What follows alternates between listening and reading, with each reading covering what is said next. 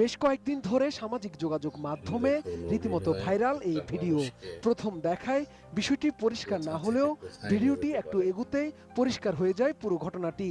পাগলি হয়ে ঘুরে বেড়ানো এই তরুণী আর কেউ নন, ছোট পর্দার জনপ্রিয় অভিনেত্রী কেয়া পায়েল।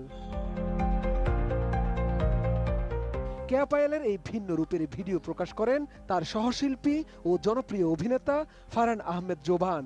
ভিডিওর এক পর্যায়ে অভিনেত্রীকে উচ্চস্বরে বলতে শোনা যায় যে কেউ একজন তাকে বল ছুড়ে মেরেছে এবং সে বিচার চায়। তিনটা খাড়া খাড়া স্ট্যাম্প লাঠি দাঁড়ায় আছে। কারণ কি মারছে ওই পারে না তো, চোখেই দেখে না। ওই অন্ধ, ওই আইসে আমার পায়ের মধ্যে মারতে।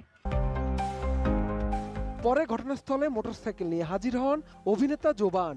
তখন কেয়া তার দিকেও তেড়ে যান এবং অদ্ভুত আচরণ করতে থাকেন। পায়ের মধ্যে বল মারছে।